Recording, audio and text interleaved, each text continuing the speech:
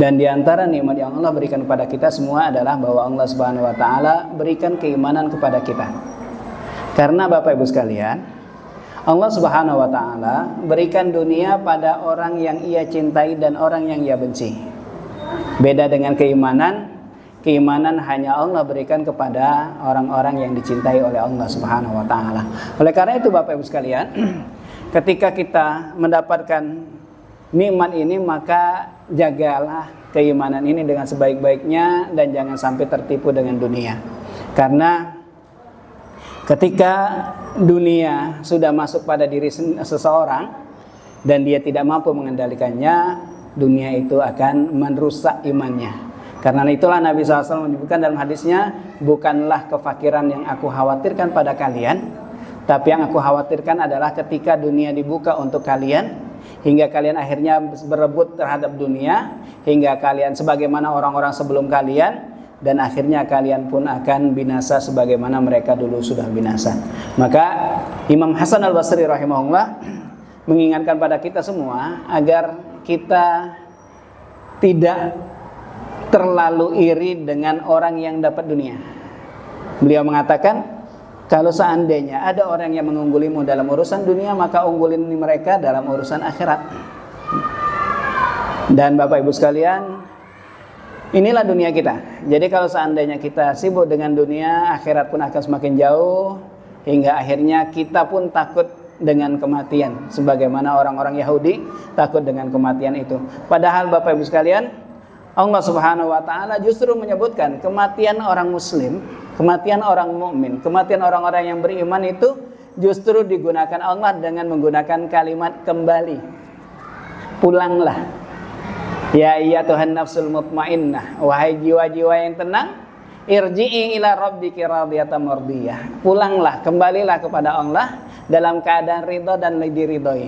Jadi Bapak Ibu sekalian, kalimat pulang ini itu biasanya ada unsur kebahagiaan, ada unsur kerinduan di sana. Sama kayak kita dulu sekolah, kalau udah jam 9 ada isu bahwa guru rapat, bahagianya luar biasa gitu kan. Pulang gitu kan. Begitu juga ketika kita mudik gitu kan, ada kerinduan yang kita bawa. Maka Bapak sekalian, kematian bukan untuk ditakuti, tapi kematian untuk disiapkan dengan sebaik-baiknya, karena sejatinya kita pulang menuju keridhaan Allah Subhanahu wa taala. Dan inilah yang disampaikan oleh Abu Ayyub Al-Ansari ketika ditanya, apa yang kau sukai? Kata beliau, aku meninggal. Ketika ditanya, kenapa kok Anda pengen meninggal? Kata beliau, agar aku bisa berjumpa dengan kekasihku sallallahu alaihi wasallam. Semoga Allah Subhanahu wa taala berikan kita kekuatan, kesehatan, dijauhkan dari bala dan musibah, diberikan keturunan yang saleh dan salehah, dan semoga Allah memasukkan kita semua ke dalam surganya bersama orang-orang yang kita kasihi. Amin, Allahumma amin. Salawat beriring salam semoga tetap tercurahkan pada junjungan kita Nabi besar Muhammad sallallahu alaihi wasallam, yang syafaatnya kita nanti-nantikan di hari kiamat nanti. Bapak Ibu sekalian, hari ini kita akan membahas tentang kiat menjalani hidup dalam Al-Quran, yang ini merupakan refleksi dari surat Ali Imran ayat 190 sampai 200, yang sebagian ulama menyebutkan ini ayat ulil albab, orang yang berpikir, orang yang cerdas. Dan Rasulullah SAW satu malam saat beliau di rumah Ibunda Aisyah radhiyallahu anha, beliau minta izin kepada Ibunda Aisyah untuk sholat malam.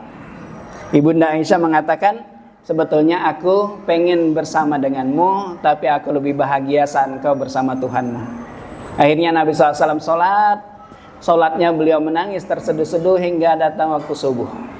Ketika Bilal datang untuk menyamperi beliau terheran melihat Nabi SAW bercucuran air mata, dan bertanyalah beliau, ya Rasul, mengapa Anda menangis sedemikian rupa padahal engkau diampuni dosa yang telah lalu dan dosa yang akan datang? Beliau mengatakan, bagaimana mungkin aku tidak jadi hamba yang bersyukur padanya. Kemudian Nabi melanjutkan, barusan turun padaku ayat yang celakalah orang yang membacanya tapi tidak mau merenungkannya.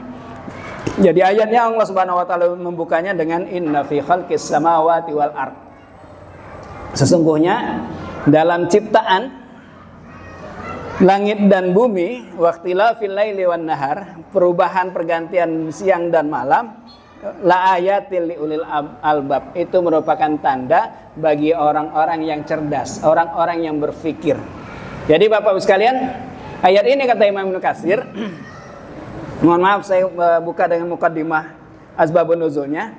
Orang-orang Yahudi datang orang-orang datang kepada orang Yahudi dan bertanya, Nabi Musa itu tandanya apa? Kata beliau, tandanya ada tangkat, bisa belah lautan gitu kan. Kemudian mereka datang ke Nabi Isa, apa sih tanda Nabi Isa? Nabi Isa orang Nasrani mengatakan dia bisa menghidupkan orang mati, dia bisa menyembuhkan orang yang sakit. Kemudian datanglah kepada Nabi Muhammad SAW, kepada umat Islam dan bertanya, apa sih tanda dari Muhammad? Kemudian Allah Subhanahu wa taala turunkan ayat ini. Sesungguhnya untuk mengenal Allah Subhanahu wa taala cukup kita ngelihat sekitar kita. Kita akan tahu, kalau sebagaimana Imam Ad-Dari mengatakan, setiap aku melihat segala sesuatu di sekitarku, aku dapati Allah Subhanahu wa taala kekuasaannya di sana. Ya. Bahkan saking Allah Subhanahu wa taala pengen menjelaskan tentang kekuasaannya, tentang keberadaannya, maka di surat Al-Waqiah Allah jelaskan, nahnu khalaqnakum falaula tusaddiqun. Kami ciptakan kalian, mosok sih kalian enggak mau mempercayainya. Terus di beberapa ayat berikutnya Allah jelaskan begitu luar biasa bagaimana Allah Subhanahu wa taala pencipta segala sesuatu.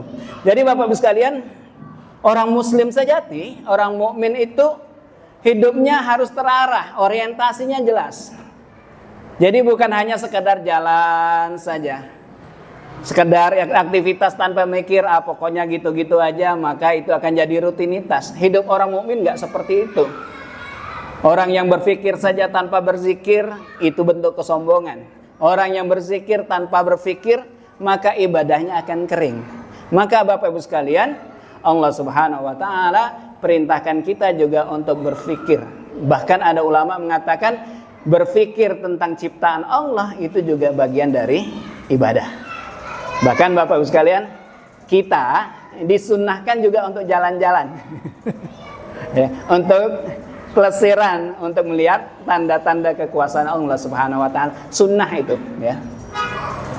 Hingga Imam Hasan Al-Basri mengatakan berpikir saat lebih baik daripada ibadah sunnah semalam jika menghasilkan ilmu dan rasa takut pada Allah Subhanahu wa taala. Oleh karena itu Bapak Ibu sekalian, kunci utama dari segala sesuatu itu jadikan segala aktivitas kita bermula dengan niat yang tulus. Karena ketika niatnya benar, amalan biasa jadi luar biasa. Kalau niatnya benar, hayalan pun jadi ibadah. Bahkan di dalam hadis Rasulullah SAW menyebutkan di saat perang Tabuk, ketika pulang dari Tabuk di perjalanan, Nabi mengatakan pada sahabat, ada orang yang membersamai kita saat kita melintasi lembah, menaiki bukit. Ada orang-orang yang membersamai kita dalam ibadah, dalam pahala, padahal mereka di Madinah. Begitu mendengar itu, sahabat kemudian bertanya, ya Rasul, kok bisa mereka di Madinah, pahalanya sama dengan kita? Nabi menjawab, karena mereka sudah berniat hendak membersamai kita, tapi mereka terhalang oleh hal-hal yang menyebabkan mereka tidak bisa berangkat. Jadi Bapak Ibu sekalian, jangan pernah kita berpikir bahwa amalan-amalan kita itu hanya kosong belaka. Maka ada seorang ulama ketika beliau hendak melakukan sesuatu, beliau akan memperbaiki niat dulu. Jadi ada seorang, jadi ketika mereka bareng, tiba-tiba ada yang ngajak, ayo kita menjenguk orang miskin, orang sakit, maaf. Begitu mendengar itu, saya lupa nama ulamanya. Ulama ini kemudian mengatakan, kasih waktu saya untuk berpikir dulu. Beliau kemudian diam sejenak, baru kemudian mengatakan, ayo kita jalan. Begitu mendengar itu Bapak Ibu sekalian, kawan-kawannya mengatakan, mosok cuman sekedar jenguk sebentar aja, ente kudu mikirnya panjang gitu. Kata beliau apa? Tadi saya bukan mikir, saya tadi memancangkan niat agar aktivitas saya benar-benar karena Allah Subhanahu wa taala. Maka Bapak Ibu sekalian, Imam Ibnu Qayyim rahimahullah mengatakan, amal tanpa keikhlasan seperti musafir yang membawa karung pasir. berat dibawa, berat dipikul, tapi tidak bermanfaat sama sekali. Oleh karena itu Bapak Ibu sekalian, niatkanlah semua aktivitas kita untuk Allah Subhanahu wa taala agar kita tidak tersakiti. Jadi kalau misalnya orang nggak bisa menerima kebaikan kita, kita masih bisa ngarep rezekinya rahmatnya Allah Subhanahu wa taala. Kalau misalnya ibu-ibu masak gitu kan, kemudian ternyata masakannya anaknya pas lagi males makan gitu kan, wah kok masakan ibu gini sih, akan merasa sakit. Tapi tetap Bapak Ibu sekalian, karena niatnya karena Allah Subhanahu wa taala, itu akan tercatat sebagai niatnya. Dan Bapak Ibu sekalian, kunci kedua dari kehidupan kita, hendaknya kita mengingat Allah Subhanahu wa taala, karena mengingat Allah akan menenangkan hati dalam setiap kesibukan. Karena Allah berfirman dalam surat Ali Imran ayat 191, alladzina yadhkurunallaha qiyaman wa qu'udan wa ala junubihim. Jadi mereka orang yang ulil albab itu, mereka zikirnya dalam kondisi berdiri, duduk, baring. Artinya Bapak Ibu sekalian, setiap aktivitas kehidupan mereka dipenuhi dengan zikir. Bahkan kalau kita buka dalam sirahnya Abu Bakar As-Siddiq radhiyallahu an, beliau itu kalau mau masuk toilet ganjel lidahnya pakai batu, biar nggak spontan zikir di dalam toilet. Saking otomatisnya lidah beliau. Jadi Bapak Ibu sekalian, ketika seseorang sibuk tanpa berzikir, yaitu tadi akhirnya dia gampang stres, gampang ngeluh, gampang menyalahkan situasi dan kondisi. Sementara Bapak Ibu sekalian, orang-orang yang sibuk dengan zikir maka akan melahirkan ketenangan. Maka Bapak Ibu sekalian, Imam Ibnu Taimiyah rahimahullah mengatakan, bagi orang muslim atau bagi manusia, bagi hati, zikir itu ibarat air bagi ikan yang kalau ketiadaannya itu akan melahirkan kebencanaan bagi ikan tersebut. Begitu juga hati manusia Bapak Ibu sekalian, ketika seseorang menghindarkan atau mengurangi atau bahkan tidak berzikir pada Allah Subhanahu wa taala, dia pun akan merasakan kekeringan. Maka kita temukan dalam Al-Qur'an Allah berfirman, barang waman a'rada an dzikri fa inna lahu ma'isyatan dhanka. Barang siapa yang menjauhi dari zikir padaku, maka sesungguhnya kehidupan akan jadi kehidupan yang kering. Wa nahsyuruhu yaumal qiyamati a'ma. Dan kelak dia akan dibangkitkan oleh Allah Subhanahu wa taala dalam kondisi buta. Yang ketiga Bapak Ibu sekalian, aktivitas dunia kita harus mengarah ke akhirat. Kelihatan nggak tulisannya, Bu? Ya. Nggak nampak? Gimana Ustaz? Di ini Ustaz?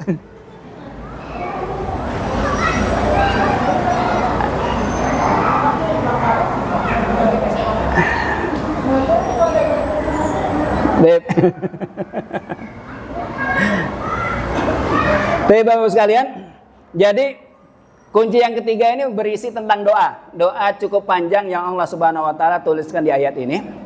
Ayatnya, Rabbana innaka man tudkhilin nar faqad akhzaitahu wa man lizzalimin min ansar. Rabbana innana sami'na munadiyan yunadi lil imani an aminu bi rabbikum fa amanna. Rabbana faghfir lana dzunubana wa kaffir anna sayyi'atina wa tawaffana ma'al abrar. Jadi Bapak sekalian, doa di sini yang Allah ajarkan kepada ulil albab adalah minta ampunan pada Allah Subhanahu wa taala, minta sorganya, dan minta wafat bersama orang-orang yang soleh. Ya. Ini aktivitas dunia Bapak Ibu sekalian harus diarahkan orientasinya kepada akhirat. Ya. Dan di dalam satu hadis Rasulullah SAW bersabda, barang siapa yang bangun tidur keinginannya dunia, maka Allah akan porak-porandakan urusannya. Allah akan jadikan kefakiran di hadapan di antara kedua matanya, dan dia akan berlari mengejar dunia sebagaimana binatang buas mengejar buruannya. Dan dia tidak dapat kecuali apa yang sudah yang sudah ditentukan oleh Allah Subhanahu wa taala. Maka seringkali kita temukan Bapak Ibu sekalian orang-orang yang kaya khawatir dengan kehidupannya. Ini nanti anak saya gimana? Ini nanti seperti ini. Padahal Bapak Ibu sekalian, hartanya sudah banyak. Maka jangan heran kalau kita temukan waktu di penggeledahan kemarin ada berapa kilogram itu. Padahal kita aja beli graman aja susah. Ini udah kilograman, puluhan lagi. 57 kilogram gitu kan. Kita graman aja. 1 gram sudah 2.500.000-an gitu kan. Itu pun Bapak Ibu sekalian masih pengen nambah. Karena apa? Karena mereka menganggap kefakiran ada di dalam hati mereka. Namun sebaliknya Bapak Ibu sekalian, Rasulullah SAW menyebutkan barang siapa yang bangun tidur ya, dan dia jadikan akhirat dan Allah sebagai tujuan utamanya, maka Allah akan jadikan kekayaan di dalam hatinya. Dan Allah akan kumpulkan semua urusannya. Dan dunia akan mendatanginya dalam kondisi terhina. Kita lihat Bapak Ibu sekalian bahasanya dunia yang datang. Jadi kalau misalnya Bapak Ibu sekalian mau dunia datang, ya itu tadi caranya. Dekatin Allah Subhanahu wa taala. Banyak-banyak berzikir, banyak istighfar. Maka seringkali ada orang nanya, Ustaz, apa hubungan antara istighfar dengan dunia? Ya hubungannya sangat-sangat erat Bapak Ibu sekalian. Hubungannya adalah bahwa Allah Subhanahu wa taala lah pemilik dunia dan seisinya. Maka di dalam surah Al-Munafiqun Allah Subhanahu wa taala berfirman, "Walillahi khazainus samawati wal ard." Allah lah pemilik harta perbendaharaan dunia, langit dan bumi. Nah, ini Bapak Ibu sekalian, kunci yang ketiga. Kunci yang keempat, agar kita hidup bahagia di dunia dan akhirat, tetaplah optimis dengan janji Allah Subhanahu wa taala, bahwa Allah Subhanahu wa taala tidak pernah menyia-nyiakan amal ibadah kita. Maka dari tadi di awal saya sampaikan Bapak Ibu sekalian, berniatlah hanya untuk Allah Subhanahu wa taala. Karena mengharap pamrih manusia itu satu hal yang menyakitkan. Kita melakukan 99 kebaikan untuk manusia, cacat kita di 100, orang ingat satu itu, lupa dengan 99 tadi. Beda dengan Allah Subhanahu wa taala. Ketika seorang hamba datang dengan 99 dosa, kemudian istighfar di ke-100-nya, Allah Subhanahu wa taala ampuni semua salah dan khilafnya. Maka Bapak Ibu sekalian, jangan pernah kita berburuk sangka kepada Allah Subhanahu wa taala. Karena Rasulullah SAW bersabda dalam hadisnya, sesungguhnya Allah Subhanahu wa taala tidak pernah menyia-nyiakan satu kebaikan seorang mukmin. Bahkan Bapak Ibu sekalian, kalau dia salah dalam beribadah atau salah dalam tujuan, maaf. Contohnya Bapak Ibu sekalian, ada seorang sahabat pengen sedekah. Begitu dan niat sedekah, dia bawa beberapa dinar, ditaruhnya di dekat masjid, di bawah karpet masjid. Tiba-tiba Bapak Ibu sekalian, anaknya datang dan ngelihat duit itu tanpa tahu kalau itu bapaknya yang ngasih. Sama dia diambil, wah ini kayaknya ada yang mau sedekah nih, diambilnya sama dia. Begitu dari ambilnya, tampaklah sama bapaknya, protes bapaknya, ini duit saya nih, saya mau sedekah, ini kenapa ini diambil? Akhirnya Bapak Ibu sekalian, datanglah mereka berdua kepada Nabi SAW. Nabi kemudian berkata kepada bapaknya Ma'an, namanya Ma'an, wahai sesungguhnya niatmu sudah nyampe, kamu sedekah sudah nyampe. Untuk anaknya Ma'an, ya emang itu rezekimu, ambillah. Jadi Bapak Ibu sekalian, jangan pernah kita pesimis dalam kehidupan kita. Kunci yang kelima Bapak Ibu sekalian, dalam menghadapi kehidupan ini, jangan tertipu oleh kesenangan dunia sesaat. Kalau bahasa orang Bapak Ibu sekalian, ada seorang ulama mengatakan, gak masalah kalau sudah hal yang biasa, kalau kapal jalan di atas air. Tapi jadi masalah kalau air masuk ke dalam kapal. Begitu juga gak masalah kalau misalnya manusia, seorang mukmin itu hidup di dunia. Yang jadi masalah adalah saat dunia masuk ke dalam hatinya. Maka Abu Bakar As-Siddiq radhiyallahu an berdoanya, Allahumma ja'al ghinaya fi yadi wa la taj'al ghinaya fi qalbi. Ya Allah, jadikan kekayaanku itu di tangan, bukan di dalam hatiku. Kalau di tangan gampang ngasih. Kalau di dalam hati banyak mikirnya, ini kalau misalnya saya ngasih nanti gimana. Padahal ada seorang ulama mengatakan, kalau seandainya seorang hamba meyakini bahwa Allah Subhanahu wa taala pengatur rezekinya, niscaya dia tidak akan perhitungan dalam infaknya. Karena Allah berfirman, in tuqridullaha qardan hasanah. Kalau seandainya kalian minjemin pada Allah Subhanahu wa taala dengan pinjaman yang baik. Ada seorang Nasrani, Bapak sekalian, protes dengan ayat ini. Berarti Tuhan kalian miskin, masa butuh pinjaman? Jadi padahal maksud dari ayat ini, Bapak sekalian, bahwa Allah Subhanahu wa taala pengen menyenangkan hati orang mukmin, bahwa duit yang dia sedekahkan untuk agama Allah itu dibikin Allah dalam bentuk pinjaman. Kalau pinjaman itu pasti balik, kecuali sama manusia. Kalau sama manusia udah minjemnya maksa-maksa, begitu ditagih nggak balik-balik gitu ya. Jadi Bapak sekalian, jangan pernah tertipu dengan kesenangan dunia yang sesaat. Karena sesungguhnya dunia ini adalah penjara bagi orang-orang yang beriman dan surga bagi orang kafir. Dan ini Bapak sekalian, di satu hari cucu Nabi SAW yang bernama Husain itu pakai pakaian bagus, pakai kuda yang bagus, lewat. Kebetulan ada orang Yahudi yang miskin, pakaiannya compang-camping. Begitu lihat cucu Nabi seperti itu, di-stoplah cucu Nabi itu. Kemudian dengan kesannya dia mengatakan, wahai cucu Muhammad, sesungguhnya kakek kamu mengatakan dunia ini penjara bagi orang mukmin, tapi sorga bagi orang kafir. Kenapa saya yang kafir kayak gini, kondisi saya kayak gini? Sementara Anda kok hidupnya enak. Apa kata beliau? Kata Husain radhiyallahu anhu, sesungguhnya kondisi kami sekarang dengan kondisi saya sekarang dibandingkan dengan kenikmatan kami di akhirat, itu sama kayak kami masuk penjara. Namun sebaliknya, kondisi kamu di dunia dibandingkan dengan yang bakal kamu dapatkan kelak di akhirat, di neraka nanti, ibarat kamu sekarang lagi di surga Allah Subhanahu wa taala, lagi di surga. Begitu mendengar itu kagetlah orang Yahudi ini, kemudian beliau pun bersyahadat. Jadi Bapak Ibu sekalian, yang kita dapatkan sebanyak apapun, sehebat apapun yang kita dapatkan di dunia, tidak berbanding sedikit pun dibandingkan di akhirat. Bahkan dalam satu hadis Nabi mengatakan, kalau seandainya selendang bidadari satu saja melayang jatuh ke dunia, niscaya harga selendang ini lebih mahal daripada dunia dan seisinya. Itu baru satu selendang. Dan Bapak Ibu sekalian, Rasulullah SAW, Imam Syafi'i rahimahullah mengatakan, barang siapa yang menginginkan dunia, maka hendaknya dia berilmu, dan barang siapa yang pengen akhirat, maka hendaknya dia juga gunakan ilmu, dan barang siapa yang menginginkan keduanya, maka hendaknya dia juga berilmu.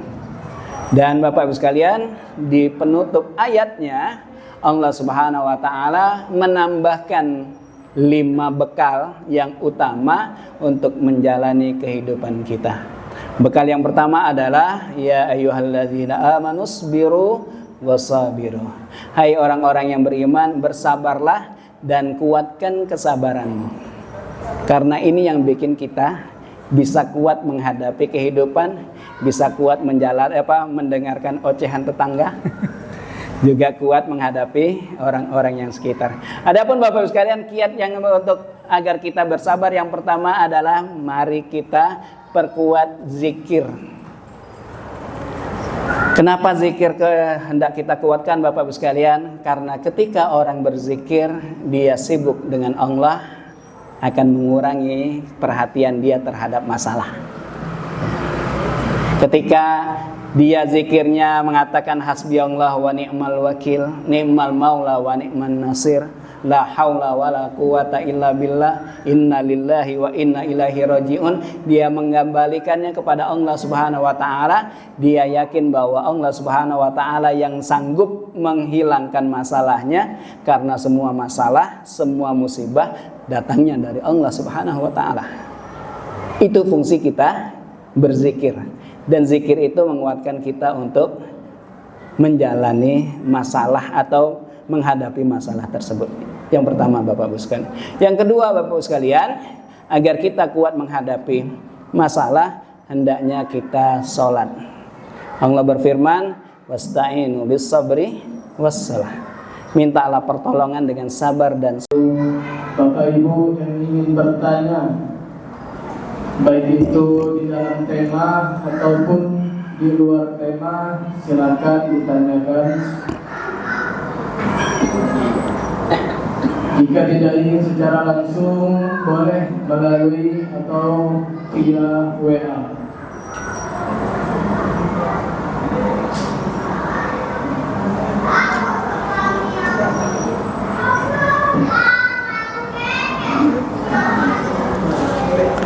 Nggak tanya? Ada di luar tema boleh. Boleh via Ustaz langsung atau via WA saya, kalau ada yang punya silakan. Mungkin nomornya Ustaz. Boleh.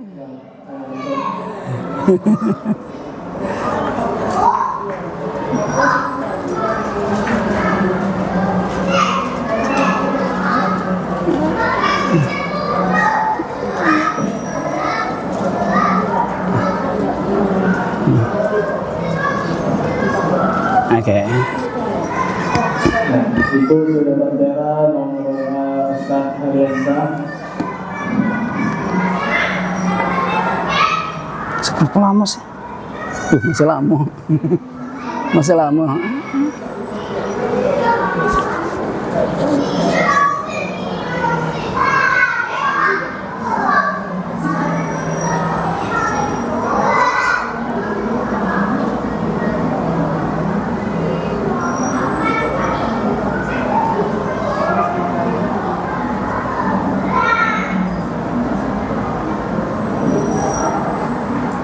Silakan nama asal saya dan juga ibu yang telah hadir yang ingin bertanya.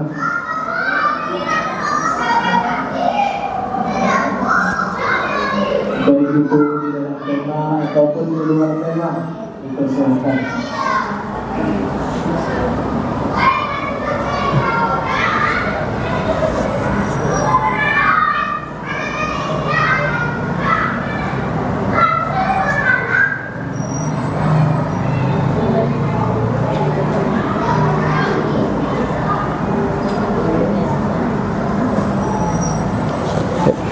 Kalau gak ada yang nanya, saya yang nanya.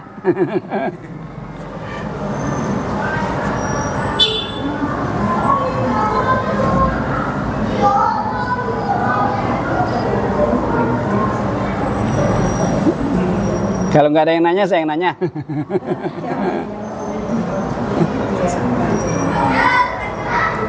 Sedikit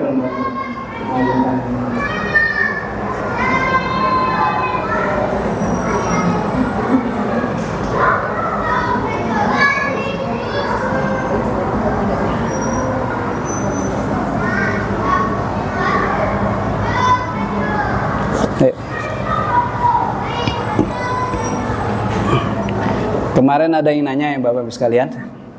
Jadi ada seorang yang nanya, surga surga anak itu di bawah telapak kaki ibu.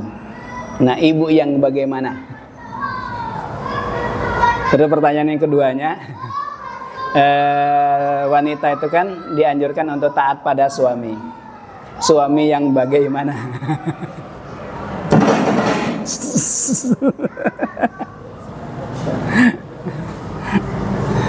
Ada yang mau jawab?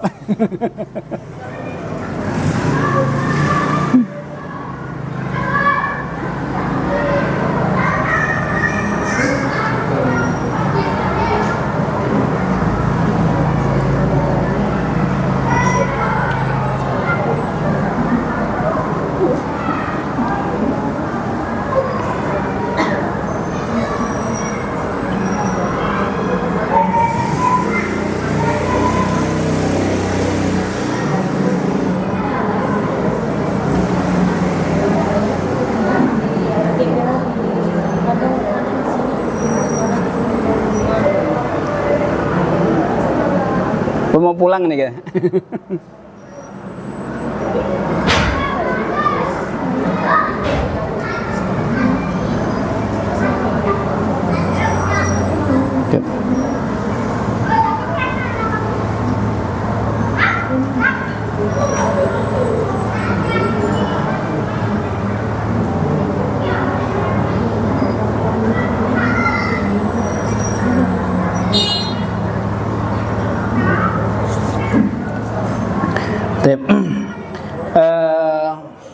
Untuk pertanyaan yang kedua Bapak sekalian terkait yang tadi saya tanyakan, yang saya sampaikan. Jadi di dalam Islam, gitu ya, Rasulullah SAW memberikan sifat untuk orang-orangnya sesuai dengan bagiannya. Contoh misalnya, untuk seorang wanita Rasulullah SAW bersabda, kalau seandainya aku boleh menyuruh seorang untuk bersujud, niscaya aku perintahkan wanita untuk sujud ke suaminya. Untuk laki-laki, Rasulullah SAW menyebutkan sebaik-baik lelaki adalah yang terbaik untuk keluarganya, dan aku yang terbaik untuk keluargaku. Apa maksudnya Bapak sekalian? Maksudnya adalah Rasulullah SAW menyampaikan ini disesuaikan dengan porsi dia. Jadi perempuan hendaknya ngambil yang di perempuannya, laki-laki ngambil bagian laki-lakinya. Terkadang yang jadi salah adalah ketika laki-laki menyebutkan hadis itu untuk perempuan. Perempuan kemudian nyebutin hadis ini untuk laki-laki. Ujungnya apa? Jadi nuntut. Nah, ini yang jadi masalahnya itu di situ, ya. Jadi hadis ini sebetulnya jangan dipakai untuk menjas satu masalah. Contoh misalnya laki-laki ngomong ke perempuan, kata Nabi, kamu itu harus taat sama laki-laki. Perempuan juga ngomong, kata Nabi kayak gini. Ujung-ujung apa? Jadi ribut atas nama dalil. Padahal Nabi menyebutkan, ini loh wanita yang ideal. Nah Bapak Ibu sekalian, seperti apa sih laki-laki yang hendaknya jadi taat? Selagi dia dalam koridor kebaikan, Bapak Ibu sekalian taat. Sebagaimana Asiyah bint Muzahim taat pada Fir'aun pada perkara yang masih tidak berhubungan dengan maksiat. Jadi kalau misalnya suaminya misalnya minta tolong atau minta bantu dalam hal yang tidak berkaitan dengan maksiat pada Allah, diperbolehkan itu taat. Tapi kalau sudah bermaksiat pada Allah, tidak ada ketaatan kepada makhluk selagi dia dalam koridor maksiat pada Allah Subhanahu wa taala. Begitu juga seorang anak taat kepada orang tuanya, itu juga sama koridornya selagi tidak bermaksiat pada Allah. Sebagaimana Al-Qur'an menyebutkan wasahibuhuma fid dunya ma'rufah. Temani mereka dalam kehidupan mereka di dunia dengan cara yang baik. Jadi kalau misalnya na'udzubillah min zalik, misalnya ada seorang punya orang tua yang non-Islam, maka dia masih boleh taat, masih boleh berbakti pada orang tuanya dalam koridor tadi kemanusiaan saja. Gitu. Jadi tidak otomatis, Ustaz, ini ibunya nggak sholat, Ustaz, berarti kita nggak boleh taat, tetap taat. Ya, tetap taat kepada orang tuanya. Allah a'lam bishawab. Oh ya, ada pertanyaan. Ada pertanyaan di sini, Bu. Bolehkah kita mengembalikan uang kas suatu lembaga kemanusiaan dengan cara mentransfer ke rekening donasi? Karena kantor pusatnya bukan di Jambi melainkan di Jakarta, sedangkan di Jambi hanya ada perwakilan atau koordinasi wilayah saja. Boleh, ya. Boleh. Karena niatnya untuk bersedekah sudah masuk di sisi Allah Subhanahu wa taala. Nah, kalau misalnya uang kasnya itu kepake buat pribadi, nah itu hati-hati. Ya. Jadi kalau Buya Nasir Ahmad Nasir ya, pahlawan Indonesia itu Bapak Ibu sekalian pernah satu hari dititipin donasi. Itu donasinya tuh uang recehan. Ada yang lihat itu pengen nuker, beliau nggak mau. Ini uang donasi, ini bukan duit saya. Ya, jangan. Saya nggak punya hak untuk menukar dan lain sebagainya. Saya akan menyerahkan apa adanya. Baik Bapak Ibu sekalian,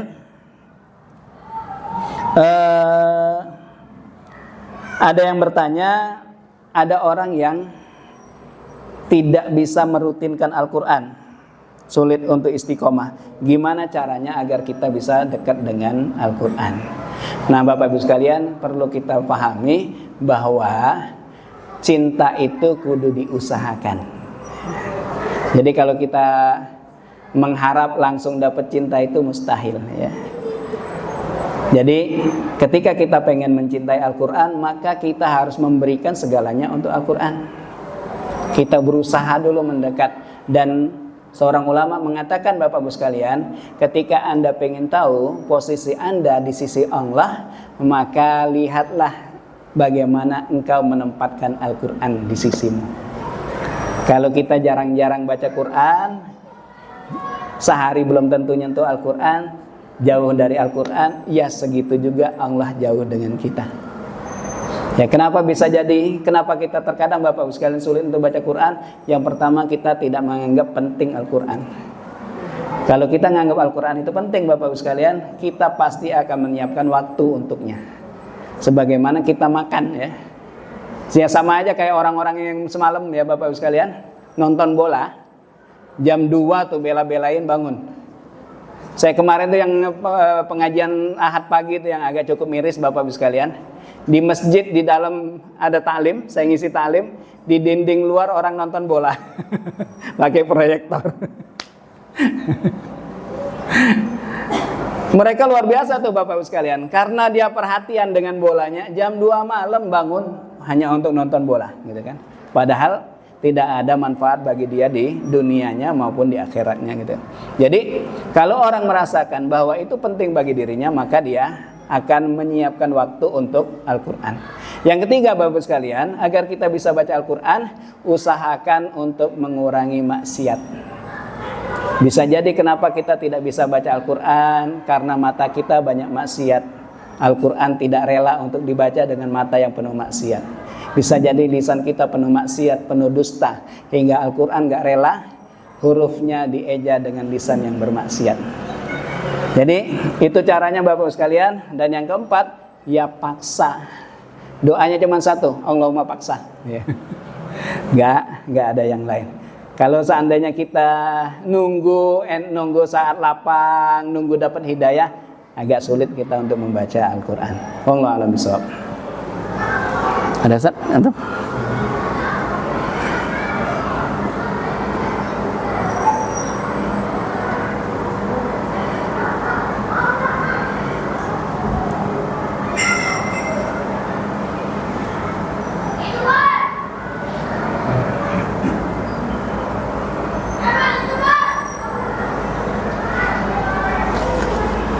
Ada lagi Bapak Ibu sekalian?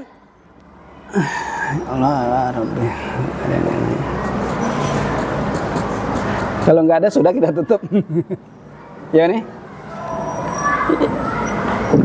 Aneh nggak? Oh. Bagaimana dengan orang yang rajin ibadah tapi rajin juga maksiat? Nah, ini Bapak sekalian, di dalam Al-Quran Allah Subhanahu Wa Taala sebutkan inna salata tanha anil fahsya'i wal munkar. Sesungguhnya salat itu mencegah dari perbuatan keji dan mungkar. Di dalam ayat yang lain Allah Subhanahu wa taala berfirman, fa khalafa min ba'dihim khalfun adha'us shalah wattaba'us syahawat fasawfa yalqauna ghazya. Akan datang masa setelah mereka menyepelekan salat hingga akhirnya mereka bermaksiat kepada Allah Subhanahu wa taala. Jadi ada orang yang rajin ibadah, bisa jadi kenapa kok rajin maksiat? Ibadahnya bermasalah. Ya. Di mana letak masalahnya Bapak sekalian? Kemungkinan pertama, sholatnya tidak ikhlas. Karena kalau sholatnya benar, pasti akan menjaga. Yang kedua Bapak sekalian, bisa jadi karena rukun dan syarat sholatnya yang bikin dia sholatnya jadi bermasalah. Ada orang yang kemudian misalnya contohnya wudunya agak asal gitu ya, hingga akhirnya sholatnya juga bermasalah. Kemungkinan yang ketiga adalah dia tidak khusyuk dalam sholatnya. Sholatnya hanya sekedar gerakan rutinitas biasa saja tanpa ada makna. Ini yang bisa seringkali Bapak Ibu sekalian yang menyebabkan orang-orang yang banyak ibadah tapi juga bermaksiat pada Allah Subhanahu wa taala. Itu nih, Allah a'lam bishawab.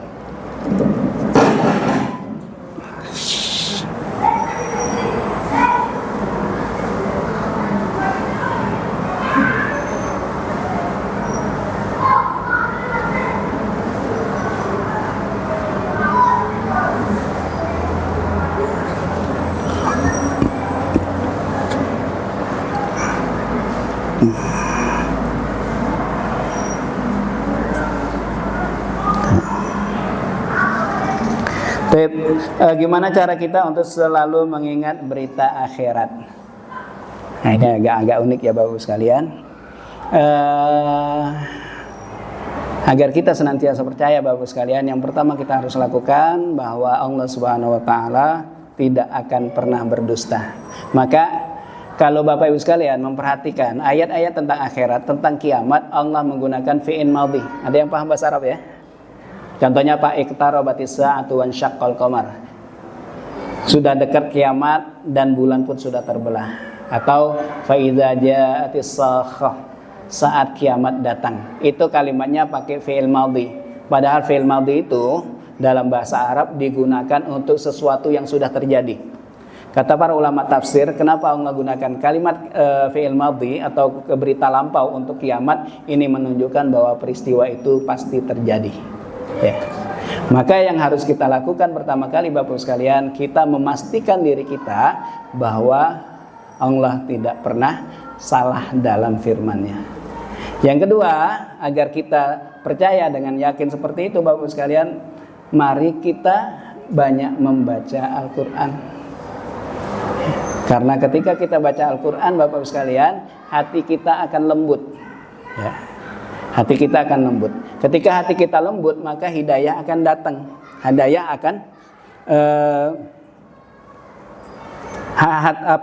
akan masuk ke dalam hatinya. Maka Allah Subhanahu wa taala menyebutkan walladzina ihtadaw zadathum huda wa atahum taqwahum. Orang-orang yang kami kasih hidayah, ya, ketika dia menjaga hidayahnya, akan kami tambahkan hidayahnya dan kami akan datangkan ketakwaan dalam dirinya. Maka Bapak sekalian, agar kita semakin mendapatkan ketenangan hati, keyakinan pada Allah Subhanahu wa taala, perbanyaklah ibadah, perbanyaklah mentadaburi ayat. Khususnya ayat-ayat tentang kiamat. Ya, ayat-ayat tentang kiamat, agar kita tahu bahwa janji Allah benar. Terkadang Bapak Ibu sekalian, ada yang merasa kok kayak segitu banget Bapak Ibu sekalian, maka harus dipahami bahwa semua berita di dalam Al-Quran itu benar adanya. Dari mana buktinya Bapak Ibu sekalian? Banyak bukti-bukti sains yang menunjukkan bahwa yang yang disebutkan di dalam Al-Quran itu benar. Jadi ketika kita merasa kok kayak gini gitu kan, ucapkan ke dalam diri kita bahwa akal kita yang belum masuk. Ya, bukan beritanya yang enggak benar ya. Jadi Bapak Ibu sekalian, ini cara kita agar senantiasa bisa meyakini janji Allah Subhanahu wa taala atau ancaman Allah Subhanahu wa taala terkait dengan kiamat dan berita akhir nanti.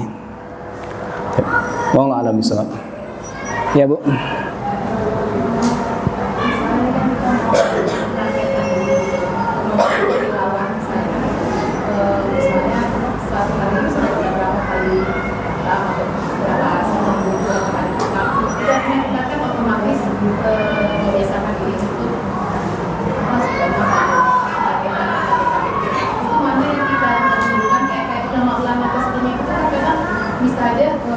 Ada yang satu hari itu 3 kali khatam, dan itu kan kita dahulukan kan antara banyak kita pakai itu atau kita mentadaburikan. Karena kalau kita memikirkan masa ini lagi ini kita pakai itu kadang-kadang suka untuk kita mentadaburikan. Jadi Bapak Ibu sekalian, untuk menghatamkan Al-Quran kita buka di hadis yang terkait pertanyaan Abdullah bin Amr bin As. Nabi mengatakan hatam Quran itu paling lambat itu 1 kali sebulan. Ya, 1 kali sebulan. Jadi itu standarnya. Ya, Nabi SAW sudah memberikan rukhsahnya seperti itu. Kalau misalnya kemudian ada yang hatam, ya Abdullah bin Amr itu kan hatamnya 3/3 hari hatam Quran. Itu kan di akhir masa hayat beliau kemudian ngeluh, ya Allah seandainya aku dulu ngambil dispensasi yang diberikan Nabi. Ya. Jadi paling minim Bapak Ibu sekalian ya, kalau misalnya nggak usah muluk-muluk dulu lah kalau saya bilang ya, kita usahakan sekali sebulan hatam Quran atau sekali setiap hari 1 juz misalnya. Itu. Jadi kalau misalnya 1 hari sejuz, itu otomatis kita akan bisa mentadabburi ayat-ayatnya. Jadi kalau misalnya, karena di masa kita sekarang Bapak Ibu sekalian untuk menghatamkan Quran lebih dari 1 kali itu memang sangat berat ya. Sangat berat karena terkait dengan hal-hal yang lain. Dan Bapak Ibu sekalian, para ulama justru mereka melihat ada ulama yang lebih memilih untuk tidak banyak hatam Quran. Karena dia sibuk dengan baca ilmu, mentadaburi ayat, menelaah hadis. Hingga Imam Ibnu Qudamah mengatakan bahwa banyak sedikitnya baca Quran itu tergantung dengan dia. Jadi kalau misalnya dia punya kesibukan ngajar, maka mengajar itu kan memberikan kebaikan untuk dirinya dan orang lain. Ya, yang itu bisa memberikan pahala, maka hendaknya dia ngambil yang paling minimnya itu tadi 1 kali sebulan. Ya. Cuman kalau misalnya dia banyak nganggurnya, tadabbur enggak, ngajar enggak, apa-apa enggak, ya tambahinlah agar dia punya banyak pahala. Itu, wallahu a'lam bishawab. Itu, Bu. Udah lah. Oh, ada lagi nih.